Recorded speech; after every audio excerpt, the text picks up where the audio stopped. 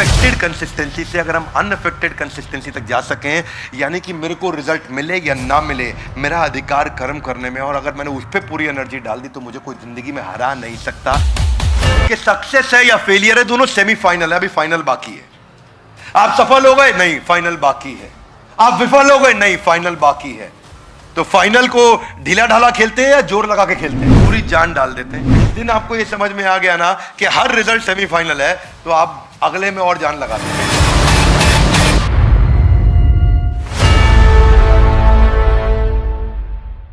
आज के इस एपिसोड में हम चर्चा करेंगे सबसे पॉपुलर श्लोक की, भगवद गीता के दूसरे अध्याय का 47वां श्लोक 247। कर्मण्येवाधिकारस्ते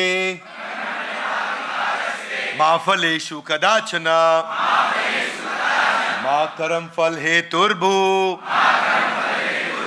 मा ते संगस्त्व कर्मणि। ये सबसे पॉपुलर श्लोक है गीता का, सबने कभी ना कभी सुना होगा। Loudly yes no. ये श्लोक है जीवन में उतारने वाला। और आज हमारे इस प्रोग्राम सीरीज का नाम क्या है? Come on, Gita in action के इस एपिसोड में आप सबका बहुत बहुत स्वागत है। कर्मणि एव अधिकारस्ते, कि कर्मन में, कर्म करने में आपका अधिकार है। आपके पास एक अधिकार है किसका? कर्म करने का। लेकिन मा फलेषु कदाच, आपका फल पे अधिकार नहीं है। इसका अर्थ क्या हुआ, आज इसको समझेंगे। कितने लोगों ने सुना आपने कर्म करो फल की इच्छा मत करो, कर्म करो फल की इच्छा मत करो? सुना आपने? लवली एक्चुअली वो थोड़ा इनकम्प्लीट है। मैं उसकी बुराई अच्छाई बोलने की जगह कहूंगा कि वो अधूरा ज्ञान है। आज आपको उसको समझने के लिए, जिस व्यक्ति को इस श्लोक समझ में आ गया उसको कोई जीवन में हरा नहीं सकता। ये गीता इन एक्शन बहुत पावरफुल, बहुत सॉलिड सीरीज है जो आपकी जिंदगी बदल सकती है। You have the right to perform your duties but not entitled to the fruits of your action. क्या अर्थ हुआ इसका? आपने पूरा साल मेहनत करी, पूरा साल मेहनत करने के बाद आपका बॉस आपको आकर के बोलता है भाई फल की इच्छा मत करो। क्या लगता है गीता में कृष्ण यही कहना चाहते थे? क्या आप अपने बॉस के साथ पूरा साल खूब काम करें, तनख्वाह बढ़ाने का समय आए बोले कर्म करो फल की इच्छा?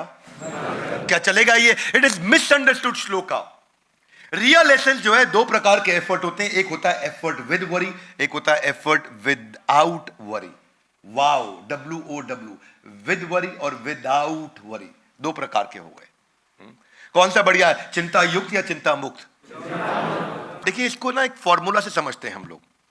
एक होता है अफेक्टेड कंसिस्टेंसी और एक होता है अनअफेक्टेड कंसिस्टेंसी।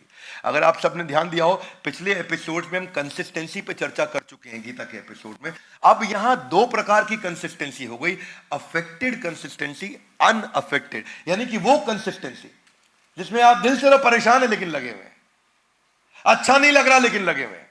और एक अनअफेक्टेड कंसिस्टेंसी, ये बहुत ऊपर की स्टेज। ये 4 स्टेज होती है, मैं स्टेजेस समझाऊंगा आपको, पर उससे पहले अगर श्लोक का सार समझना, इसको फॉर्मूला से समझो। जरा हाथ आगे लाइए, बोलिए condition plus action is equal to new reaction.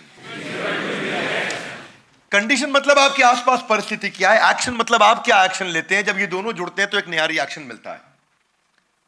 इसका अर्थ क्या हुआ? रियलिटी आपके आसपास क्या है, मेंटालिटी आपके अंदर क्या है कि आप क्या एक्शन लेते हैं। जब रियलिटी और मेंटालिटी मिल जाती है तो न्यू पॉसिबिलिटी आती है। फॉर्मूला क्या है? Reality plus mentality is equal to new possibility, condition plus action is equal to new reaction. इस फॉर्मूला को समझो आप, ध्यान से सुनना। आपके हाथ में कंडीशन, यानी कि आपके आसपास क्या हो रहा है, वो आपके हाथ में है? Yes no? Come on, yes no? Condition आपके आसपास क्या हो रहा है, क्या वो आपके हाथ में है? Yes no? नहीं है आपके हाथ में। यानी कि कंडीशन आपके हाथ में नहीं है, आपके हाथ में क्या है? एक्शन है। अगर कंडीशन की चिंता करते रहे और एक्शन ठीक नहीं लिया तो न्यू रिएक्शन आपके कंट्रोल में कभी नहीं आ सकता। दो चीजें इस फॉर्मूला में, condition plus action is equal to new reaction. ना तो कंडीशन आपके हाथ में है, ना न्यू रिएक्शन यानी कि रिजल्ट, वो भी आपके हाथ में नहीं है। क्या अर्थ हुआ? Reality plus mentality is equal to new possibility. ना रियलिटी आपके हाथ में है, ना न्यू पॉसिबिलिटी आपके हाथ में है।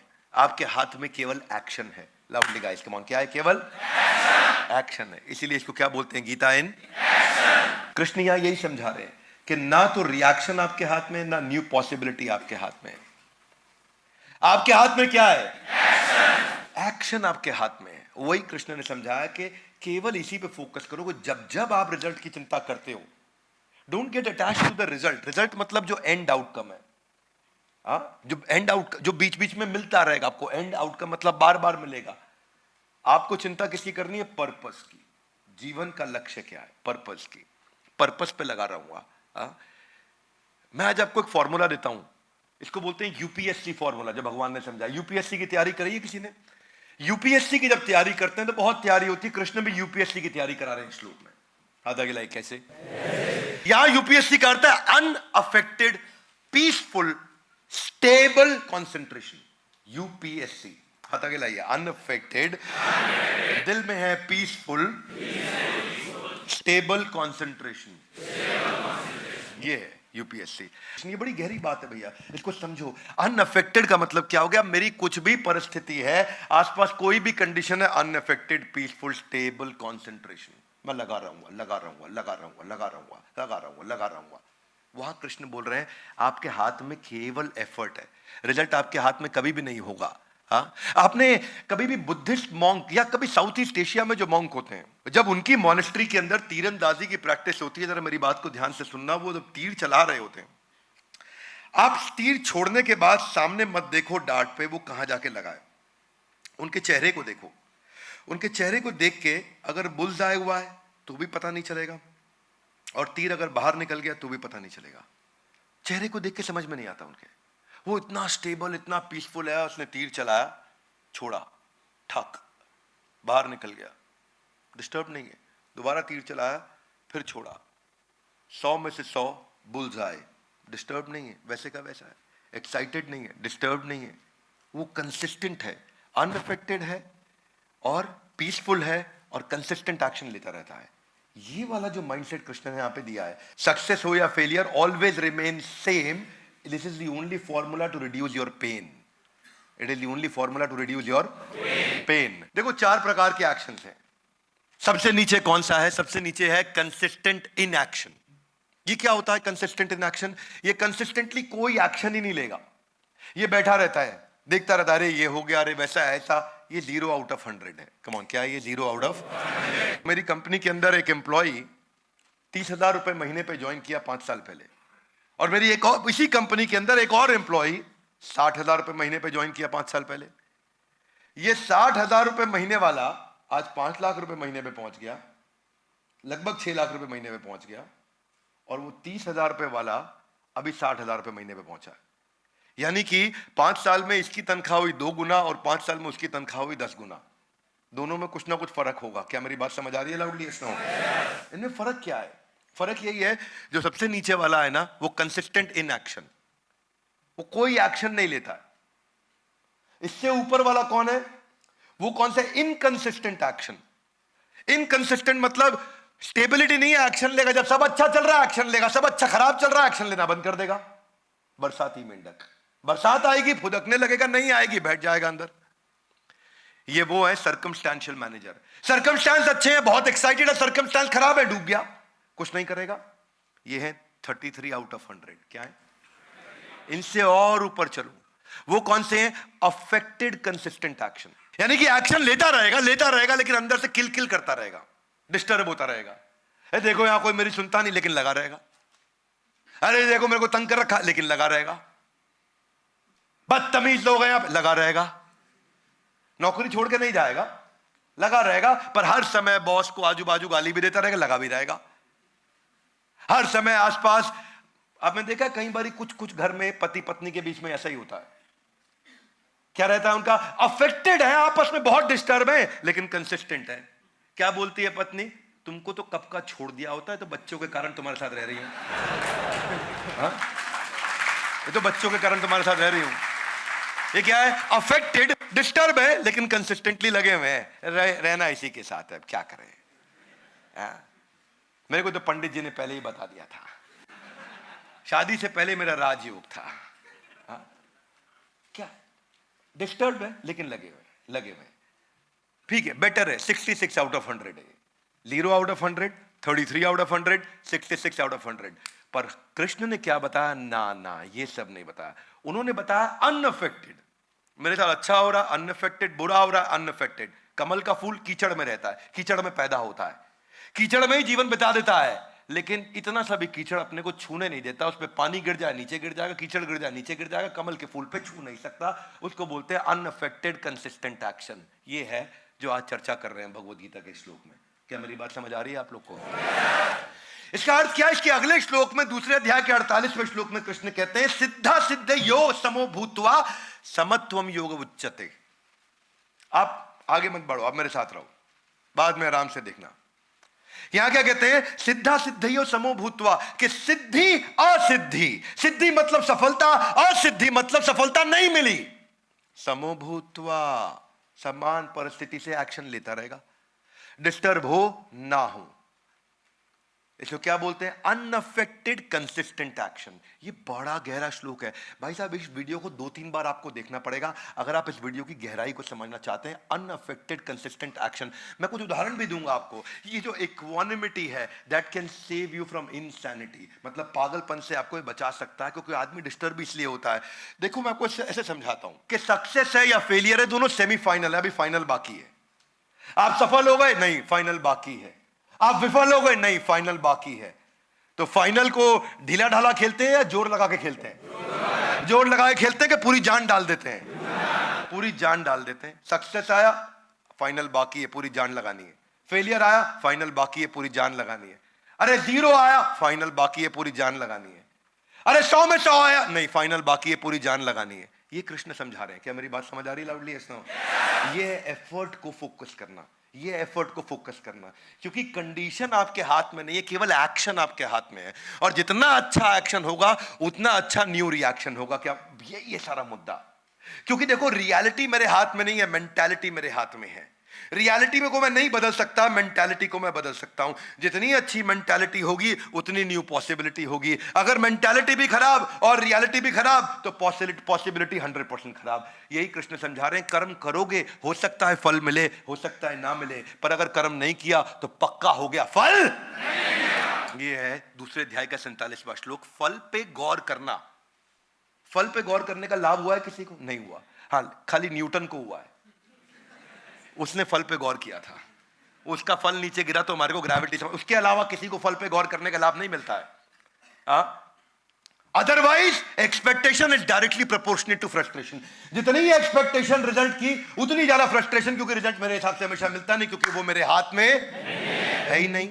कंडीशन नहीं है, एक्शन मेरे हाथ में है। इसलिए आप देखते हो ना कि अफेक्टेड अनअफेक्टेड कंसिस्टेंसी में यही फर्क है। एक होता है किल किल कंसिस्टेंसी और एक होता है किल इट कंसिस्टेंसी। किल किल देखा हमने, कुछ लोग हर समय किल किल करते रहते, किल किल किल किल किल किल किल। माता पिता की सेवा करते, किल किल किल किल लगे हुए, लेकिन कर कंसिस्टेंट है, छोड़ा नहीं पिताजी को, लेकिन साथ साथ कुछ भी बोले जा रहे। सरकारी कंपनी में देखो, इतना दुखी सरकारी एम्प्लॉय अंदर से, इतना दुख, छोड़ क्यों नहीं छोड़ूंगा नहीं, सरकारी नौकरी है भैया, छोड़ूंगा नहीं। कंसिस्टेंट है, लेकिन क्या है? अफेक्टेड है अंदर से, है कि नहीं? डिसएंगेज्ड एम्प्लॉय आपको हमेशा कंपनी में से मिलेंगे। यही है श्लोक। सिद्धियो असिद्धियो, सिद्धि हो या असिद्धि हो, आपको सफलता हो असफलता हो, बस जिस दिन ये समझ में आया ना, 100 आउट ऑफ 100 जो बुद्धिस्ट होते हैं वो समझते हैं कि अगर किसी की मृत्यु हो भी गई तो वो एक बड़े चक्र का छोटा हिस्सा है। वो बड़ी से बड़ी चीज से भी कभी डिस्टर्ब नहीं होते। ये है UPSC, unaffected peaceful consistent action. Come on, one more time, unaffected peaceful consistent action. बाहर से अनअफेक्टेड, अंदर से पीसफुल कंसिस्टेंट एक्शन। यह है गीता इन एक्शन। शबरी जो थी वो कितना सुंदर उदाहरण है इसका। हाथ अगला, कैसे?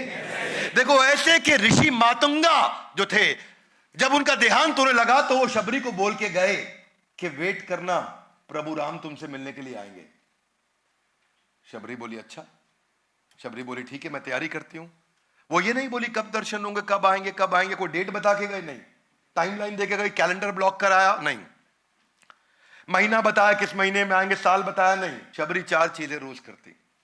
सड़क को धोती, उस पे फूल गुलाब के पत्ते बिछाती, आरती की थाली तैयार करती और उनके लिए भोजन फल इत्यादि तैयार करके रखती। आज प्रभु राम आएंगे, आज प्रभु राम आएंगे, आज प्रभु राम आएंगे। 1 साल, 2 साल, 3 साल सड़क धोई, फूल बिछाए, आरती की थाली तैयार करी, फल फूल रख लिए। सड़क धोई, खूब सारे फूल बिछाए, आरती की थाली तैयार करी, फल फूल तैयार की। 4 काम रोज करे। इसे क्या बोलते हैं? अनअफेक्टेड। नहीं आए, आए कोई बात नहीं, विद और विदाउट कोई बात नहीं। क्या है? Unaffected peaceful consistent action. और वही अनअफेक्टेड पीसफुल कंसिस्टेंट एक्शन 40 साल के बाद अचानक उनको 2 आदमी दूर से आते हुए दिखाई दिए, और उस दिन शबरी ने देखा और वो उछल पड़ी, बूढ़ी शबरी, और भागी कि मेरे प्रभु राम आ गए हैं। और वो 40 साल के बाद जब आए तो उनको दर्शन दिए। वो एक्साइटमेंट के अंदर जूठे बेर खिलाए, और जूठे बेर जिनको स्वयं श्री राम की स्वीकृति मिली। इसी को बोल रहा हूं, कंडीशन कुछ भी हो, जब कंसिस्टेंट एक्शन होता है तो न्यू रिएक्शन अपने आप हमारे फेवर में आ जाता है। यह है भगवद गीता का दूसरे अध्याय का 47वां श्लोक, कि सिद्धि या असिद्धि, कर्म करेंगे हो सकता है फल मिले, हो सकता है, क्योंकि कर्मण्येवाधिकारस्ते, आपका अधिकार है कर्म करने पे, मा फलेषु कदाचन। पर इसके चक्कर में कई लोग क्या सोचते हैं? वो सोचते हैं कि भाई जब कर्म का अधिकार है, फल मुझे पता नहीं मिले नहीं मिले तो छोड़ो, कर्म करने की जरूरत नहीं। उसको भगवान ने पहले ही बोले इस चक्कर में नहीं पड़ना भैया। क्या बोला? मां कर्म फल हेतुर्भु माते संगस्व कर्म। ये मत सोच लेना कि अब कर्म ही नहीं करूंगा। ये कृष्ण समझते हैं साइकोलॉजी लोगों की, कि रिजल्ट से नहीं आपको अटैच होना है, आपको पर्पस से अटैच होना है। महाराज भगीरथ के बारे में कितने लोग जानते हैं? सुना है नाम आपने उनका? महाराज भगीरथ कौन थे? उनको उनके गुरु ने बताया कि अगर तुम पूर्वजों की आत्मा को मुक्ति दिलाना चाहते हो तो तुमको गंगा जल की आवश्यकता पड़ेगी। गंगा थी नहीं, मां गंगा का वो आवाहन करना चाहते थे, इन्वोक करना चाहते थे मां गंगा को, पर मां गंगा थी नहीं। और ऐसा बताया गया कि मां गंगा अगर आ भी गई तो उनसे पूरी धरती डूब जाएगी। तो उन्होंने कहा मैं तपस्या करता हूं, मैं भगवान शिव को प्रार्थना करता हूं, ब्रह्मा जी अगर अपने कमंडल से गंगा को छोड़ दें तो धरती डूब जाएगी। वो तो अपनी जटाओं के अंदर भगवान शिव ने उनको समा लिया था, इसीलिए गंगा के साथ। तो वो तपस्या करने निकले और उन्होंने कई महीनों सालों साल महाराज भगीरथ ने तपस्या करी, खूब तपस्या करी, पर शिव जी आए नहीं। शिव जी आए नहीं। इसको क्या बोलते हैं? इसको बोलते हैं increased effort with every failure. One more time, come on. क्या? Increasing effort with every. इसको क्या बोलते हैं? इसको बोलते हैं इंक्रीजिंगली अनअफेक्टेड कंसिस्टेंट एक्शन। मतलब हर बार कंसिस्टेंट एक्शन लूंगा, लेकिन अगली बार और ज्यादा लूंगा, फेल हो गया और ज्यादा लूंगा, फेल हो गया और ज्यादा लूंगा। कई महीनों तक तपस्या करने के बाद फिर भगवान शिव नहीं आए, कई सालों की तपस्या करने के बाद नहीं आए, उन्होंने तपस्या बढ़ा दी। अब एक अंगूठे के बल पे खड़े हो गए महाराज भगीरथ, और एक अंगूठे के बल पे खड़े होकर तपस्या करने लगे। भगवान शिव प्रसन्न हुए, वो आए, उनकी कठोर तपस्या के कारण माँ गंगा यहाँ आ सकी। इसीलिए आज भी उनके इस प्रयास को भगीरथ प्रयास के नाम से जाना जाता है। इसको बोलते हैं इंक्रीजिंगली अनअफेक्टेड कंसिस्टेंट एक्शन। जिस व्यक्ति ने ये साइंस को पकड़ लिया, ऐसे व्यक्ति को कोई फेल ही नहीं कर सकता, क्योंकि वो फेल कभी होता ही नहीं है। हमारे साथ बड़ा भारत शो में इंस्पेक्टर जनरल उत्तर प्रदेश के, जिनके ऊपर एक वेब सीरीज भी बनी थी MX प्लेयर पे, वो आए थे। कोई बताएगा क्या नाम था उनका? हाँ, आईपीएस नवनीत सिखेरा। आईपीएस नवनीत सिखेरा ने क्या बोला वीडियो के अंदर? कि मेरे को माइक टाइसन बॉक्सिंग में नहीं हरा सकता। बोले क्यों नहीं हरा सकता? बोले क्या करेगा, ज्यादा से ज्यादा मार देगा, मैं गिर जाऊंगा, अस्पताल चले जाऊंगा। हारा नहीं मैं, ठीक हो जाऊंगा, फिर खड़ा हूं, दोबारा लड़, फिर मारेगा, गिर जाऊंगा। हारा नहीं मैं, गिरा हूं, फिर खड़ा हो जाऊंगा ठीक होने के बाद, आप मार के दिखा। और बोला मर जाऊंगा लेकिन हारूंगा नहीं। ये जो है ना अंदर फीलिंग, ये जो फीलिंग है, ये है कंसिस्टेंट एक्शन की फीलिंग। ये कंसिस्टेंट एक्शन की, मेरे हाथ में कंडीशन नहीं है, मेरे हाथ में एक्शन है। One more time, come on. मेरे हाथ में कंडीशन नहीं है, मेरे हाथ में। और जितना अच्छा एक्शन उतना ज्यादा possibility of positive new reaction. जिस दिन इंसान कर्म को एंजॉय करना शुरू कर दे, फल आए या नहीं आए उसकी चिंता खत्म हो जाती है। That's the main point. हाँ देखिए, आप हाथ आगे लाइए, हाथ आगे लाइए। ये रिजल्ट है और वो पर्पस है। रिजल्ट की चिंता नहीं, पर्पस की चिंता करनी है। क्या मेरी बात समझ में आ रही है? फॉर एग्जाम्पल, इलॉन मस्क को रीयूजेबल रॉकेट बनाना था, रिजल्ट क्या था? फेल हो गए, पर्पस पे लगा रहा। रिजल्ट क्या? फिर फेल हो गए, पर्पस पे लगा रहा। सारा पैसा खत्म हो गया, रिजल्ट फिर फेल हो गया, रीयूजेबल रॉकेट, लेकिन पर्पस नहीं छोड़ा। कंपनी बर्बाद हो गई, रीयूजेबल रॉकेट नहीं बना, रिजल्ट नहीं आया, पर्पस नहीं छोड़ा, लगा रहा। बाजार से पैसा लेकर के आया, आखिरी मौका था, पर्पस नहीं छोड़ा और बाद में उसको सफलता मिली। क्योंकि सक्सेस और फेलियर फाइनल नहीं है, क्या है? सेमीफाइनल है। सक्सेस और फेलियर फाइनल नहीं है, सेमीफाइनल है। आप हर रिजल्ट के बाद आपको, जब आपने ये फीलिंग के साथ अगला मैच लड़ा के फाइनल बाकी है, तो आप जान कम लगाओगे ज्यादा लगाओगे? देखो एक मेरी बात सुनो, हाथ आगे लाइए। Condition, action, new reaction. कुछ लोग कंडीशन से ही परेशान रहते हैं, हाय मेरे को ऐसे बोल दिया, हाय मेरे को वैसे तो उनका 70-80% एनर्जी वहां चला गया, ठीक है। उसके बाद आगे क्या होगा, आगे क्या होगा, 20% एनर्जी वहां चला गया, बचा कुछ 5-7% एनर्जी लगाते हैं वो एक्शन में, उनकी बात बनती नहीं। अगर आपने कंडीशन की चिंता छोड़ दी, उसकी एनर्जी बच गई। रिजल्ट जो आगे आएगा, कंडीशन जो पीछे हो रहा है, रिजल्ट जो आगे आएगा उसकी चिंता छोड़ दी, उसकी एनर्जी बच गई। अगर दोनों की एनर्जी निकाल के एक ही चीज पर लगा दिया, कंसिस्टेंट एक्शन पर, तो इसमें 100% एनर्जी चली गई। क्या मेरी बात समझ में आ रही है भाई लोग? ये फॉर्मूला दे रहे हैं भगवान। इतनी डेप्थ मुझे दुनिया में कहीं नहीं मिली जितनी मुझे यहां लगी, क्योंकि जब आपका डर खत्म हो गया, प्रहलाद, भक्त प्रहलाद, जो कौन थे? ये हिरण्यकश्यपु के पुत्र थे, आप लोग को पता होगा सबको। और उनकी बहन थी होलिका, जिसके कारण हम होली का त्योहार मनाते हैं। होलिका के पास वरदान था कि वो जल नहीं सकती। Yes no? Come on loudly, yes no? No, Holika के पास ऐसा कोई वरदान नहीं था कि वो जल नहीं सकती। आपको मालूम नहीं है, होलिका के पास ऐसी चादर थी जिससे वो जल नहीं सकती। और वो चादर किसने दी थी? ब्रह्मा जी ने दी थी उनको। और ब्रह्मा जी ने चादर दी थी कि ये चादर लपेट ली, तुम जल नहीं सकती। अब हिरण्यकशिपु ने कहा, हाथ आगे लाई, ओ प्रहलाद को बिठा देते हैं इनकी गोद में और आग लगा देते हैं होलिका को। शॉल ओढ़ी होलिका ने, प्रहलाद को गोद में बिठाया। प्रहलाद को फियर नहीं है, मैं यही समझा रहा हूं इतनी देर से। उनको डर नहीं है, इतना सा भी डर नहीं है मैं जलूंगा। ओम नमो भगवते वासुदेवाय, वो अपना प्रार्थना कर रहे हैं, मंत्र जाप, उनको कोई डर नहीं है। और हुआ क्या? अब विष्णु को टेंशन। विष्णु बोले ये मेरा जाप कर रहा है, अगर मैं होलिका को जला दूं, इनको बचा लूं, तो ब्रह्मा जी को टेंशन हो जाएगी, भाई आप सीनियर हो तो आप मेरे साथ ऐसा करोगे, मेरे वरदान को क्यों तोड़वा दिया? क्या मेरी बात समझ आ रही है? जो सीनियर होता है वो इंटेलिजेंट होता है, वो अपने से जूनियर की बेइज्जती नहीं होने देता। तो भगवान विष्णु ने क्या किया? 2 मिनट रुको, ब्रह्मा जी आप टेंशन मत लेना, मैं देख रहा हूं कि आपकी नजर है, आप टेंशन मत लेना।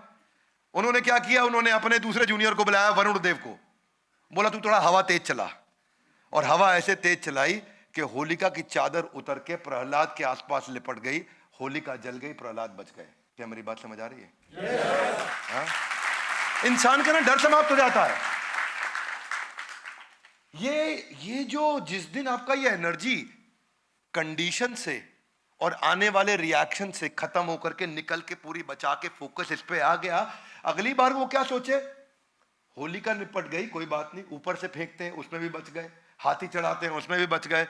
बोले मैं नहीं छोड़ूंगा, अब मैं आता हूं। हिरण्यकशिपु, फाइनल तो विलन लास्ट में ही आता है ना, अमरीश पुरी, मोगैम्बो खुश हुआ, तो हिरण्यकशिपु लास्ट में आ गए। बोले किधर है विष्णु? बोला यत्र तत्र सर्वत्र। बोले खंबे में, हाँ खंबे में, और खंबा तोड़ा, नरसिंह अवतार बाहर आ गए। हिरण्यकशिपु को लग रहा था कि भाई कोई टेंशन नहीं, इनको देख लूंगा मैं, क्योंकि मेरे को ब्रह्मा से वरदान मिल चुका। नरसिंह भगवान ने खत्म कर दिया हिरण्यकशिपु। मरते वक्त उसने कहा तो ब्रह्मा जी का वरदान टूट गया? बोला नहीं नहीं, ब्रह्मा जी का वरदान नहीं टूटा। बोला कैसे नहीं टूटा? बोला ब्रह्मा, बोला तुमको क्या वरदान दिया? मैं विष्णु हूं, मैं थोड़ी ब्रह्मा की बेइज्जती कराऊंगा। तुमको वरदान दिया था ना तुमको इंसान मारेगा ना जानवर मारेगा, मैं तो नरसिंह हूं। बोलो और क्या वरदान था? क्योंकि ब्रह्मा जी के पास गए, बोले मुझे अमर बना दो। बोला अमर तो मैं खुद भी नहीं हूं, तो मैं क्या बनाऊंगा? बोला ऐसा करो ना मैं दिन में मरूं ना रात में मरूं, बट नो प्रॉब्लम, ये वरदान ले लो। बोला ना अस्त्र मारे ना शस्त्र मारे, नो प्रॉब्लम, ये वरदान भी ले लो। ना घर के अंदर मरूं ना बाहर मरूं, बोला ये वरदान भी ले लो। बोला ना आकाश में मरूं ना जमीन पे मरूं, ये वरदान भी ले लो। तो सारे के सारे उनको वरदान दे दिए, ना सुबह मरूं ना रात को मरूं, ये वरदान भी ले लो। नरसिंह भगवान आए, उन्होंने क्या किया? उन्होंने ना घर के अंदर मारा ना बाहर मारा, चौखट पे मारा, ना अस्त्र से मारा ना शस्त्र से मारा, नाखून से फाड़ दिया। ना इंसान आए ना जानवर आए, नरसिंह अवतार में खुद आ गए। और क्या बोले कि ना उनको आकाश में मारा ना जमीन पे मारा, अपनी गोद में बैठा के मारा। तो उन्होंने ब्रह्मा जी का सारा, मतलब ये नहीं कि ब्रह्मा जी ने कोई कमिटमेंट कर दी ईमेल पे तो वो कमिटमेंट गलत हो गई। उन्होंने ब्रह्मा जी की कमिटमेंट भी प्रोटेक्ट कर दी और काम भी निपटा। मैं प्रहलाद जी के बारे में ये कहना चाहता हूं कि अटैचमेंट जिस समय एफर्ट में होता है और रिजल्ट से आदमी डिटैच होता है तो फियरलेस हो जाता है। ये आपको अगले एपिसोड में समझ में आएगा। जिसकी जिंदगी में इतना सा भी डर हो ना, वो अगला एपिसोड सुन लेना। महाराज हरिश्चंद्र के बारे में कितने लोग जानते हैं? नाम सुना है आपने महाराज हरिश्चंद्र का? किसके लिए बोला जाता है हरिश्चंद्र बन रहा है? किसके लिए? सत्यवादी थे, ऋषि विश्वामित्र थे। उनको पता चला हरिश्चंद्र जी के बारे में, बोला मैं देखता हूं, मैं इनकी परीक्षा लेता हूं सत्यवादी की। रात को महाराज हरिश्चंद्र को सपने में आया कि विश्वामित्र मुनि आए हैं और उन्होंने मुझसे पूरा साम्राज्य दान में मांग लिया है, पूरा साम्राज्य दान में मांग लिया है। सुबह विश्वामित्र मुनि आ भी गए। बोले मैं तो कल आपको सपने में देखा था कि आपने मेरा पूरा साम्राज्य मांग लिया। बोले मुझे मालूम है, अब दे दो मुझे पूरा साम्राज्य, आपका सपना पूरा होना चाहिए। बोला जो आ गया महाराज, पूरा साम्राज्य उनको दान में दे दिया ऋषि विश्वामित्र को। आसान थोड़ी है, पूरा साम्राज्य दान में दे दिया। बोले साम्राज्य ठीक है, मैं तो ऋषि हूं, भिक्षा भी लूंगा ना। बोला ठीक है। बोले भिक्षा में क्या चाहते हैं? बोले भिक्षा में कुछ धन चाहिए मुझको। बोले देता हूं। कहां से दोगे? जब पूरा साम्राज्य, पूरी ट्रेजरी, पूरी मैन पावर, पूरा मैनेजमेंट, पूरा महल, पूरी प्रॉपर्टी सब मेरे नाम हो ही चुकी है, तो तुम कहां से दोगे? बोले कोई बात नहीं, रुकिए, मेरी पत्नी और मेरा बेटा मेरा है। उन्होंने अपने बेटे को एक दूसरे राजा के यहां बेच दिया, अपनी पत्नी को एक ब्राह्मण के यहां बेच दिया और खुद को शमशान घाट के चंडाल के पास जाके बेच दिया। और बेचने के बाद जो एक मुश्त रकम मिली, अब कभी तनख्वाह नहीं मिल सकती, बेच दिया अपने आप को, पर जो रकम मिली वो जाके ऋषि विश्वामित्र को दी। वो बहुत खुश हुए। राजा हरिश्चंद्र चले गए। अब ना उनके पास पुत्र क्योंकि वो भी बेच दिया गया, ना उनके पास पत्नी क्योंकि वो भी बेच दी गई, ना उनके पास अपना खुद की स्वतंत्रता क्योंकि वो अपने आप को भी बेच चुके थे शमशान घाट में, वहां मुर्दा लाशों को जलाने के लिए। और उनकी वहां सेवा क्या लगा दी गई कि जो भी मुर्दा लाश आएगी उसका तुम अंतिम संस्कार करोगे और तुम्हारे को एक सिक्का दिया जाएगा जिसको तुम हमारे को जमा करोगे। बोला मुझे क्या, तुम्हें कुछ नहीं मिलेगा, तुम अपने आप को हमें बेच चुके हो। अब वो राजा दूसरा जहां उनका बेटा काम किया करता था, कई महीनों तक वहां काम करता रहा, सालों तक करता रहा, उसको बदले में कुछ नहीं मिला। पत्नी ब्राह्मण के यहाँ काम करती रही, उनको कुछ नहीं मिला। लेकिन राजा के यहाँ पे काम करते करते हरिश्चंद्र के बेटे को सांप ने काट लिया। सांप ने काट लिया, कोई इलाज कराने वाला नहीं, जहर के कारण उसकी मृत्यु हो गई। माँ आई भागते हुए, देखा कि बच्चा मेरा मर गया, तो शमशान घाट ले गई। वहीं चांडाल के यहाँ जहां हरिश्चंद्र थे, उन्होंने कहा कि तुम्हारे पुत्र की मृत्यु हो गई, इसका अंतिम संस्कार करना है। राजा हरिश्चंद्र, जो अब वहां हरिश्चंद्र थे, राजा नहीं थे, बोले एक सिक्का तुमको देना पड़ेगा। बोली आपको तो पता है मेरे पास धन नहीं है, मुझे आप बेच चुके हो, लेकिन अब मैं पिता नहीं हूं यहाँ पे और तुम्हारा पति नहीं हूं, अब मैं यहाँ पे इनका बंधुआ मजदूर हूं, अगर तुम एक सिक्का नहीं दोगे तो अपने बेटे की मैं लाश को जला नहीं सकता। दोनों पत्नी भी और पति भी रोने लगे। और उसी के बाद तब भगवान को उन पर दया आई, उन्होंने आकर के वापस दर्शन दिए, पुत्र को जिंदा किया, राजमहल उनको वापस दिया। राजा हरिश्चंद्र एकदम फियरलेस थे, और इतना फियरलेस थे, इतना अनअफेक्टेड थे, इतना पीसफुल थे, इतना कंसिस्टेंट एक्शन था कि आज सैकड़ों हजारों साल के बाद भी महाराज हरिश्चंद्र के हम सब के सब इतने उत्साह से याद करते हैं। रियलिटी आप नहीं बदल सकते, केवल मेंटालिटी बदल सकते हैं। कंडीशन आप नहीं बदल सकते, आप केवल क्या बदल सकते हैं? एक्शन बदल सकते हैं। प्रवीण तांबे की कहानी आप जानते हैं ना, 20 साल तक क्रिकेट नहीं खेल पाया वो, 20 साल तक, 1995 से 2014-13 तक। 2013 में जाकर के 41 साल की उम्र में उनको एक बार एक एक्स्ट्रा की तरह ले लिया क्योंकि एक खिलाड़ी को चोट लग गई थी, पर वो 20 साल तक उन्होंने उत्साह छोड़ा नहीं। 48 साल की उम्र तक इतनी ज्यादा उम्र वाले आईपीएल पे खरीदे गए एकमात्र खिलाड़ी रहे, एक के बाद एक उन्होंने कई अवार्ड जीते।